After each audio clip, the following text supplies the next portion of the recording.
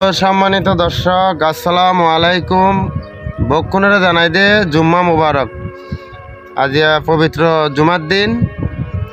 তো একটা হতা হয় ভাই, আজ হইতে 20-30 বছর আগে মানুষ সন্ডিক্ষা আছিল, 20-30 বছর পর ইয়া মানুষ সন্ডিক্ষা হয়ে গিয়ে হই। আগের যাব না তনর মগরত্ব তৈন্য মানুষ আশকুরের ভুয়াতি নামাজ কালাম পড়ি মানুষ গড়গলিত হই। ইয়ার জমানা তো খুনাখুনি মারামারি আহাজারি সীমাটেলনি বেগ কিছু বাড়ি গিয়ে মানুষের ভিতরে হিংসা নিন্দে বাড়ি গিয়ে হই। আগের জমানাত মির্জার আজানোর ফোঁয়ারে গড়ত নুরানি ঘন্টার আওয়াজ আইতো, কোরআন শরীফের আয়াত শোনা যাইতো।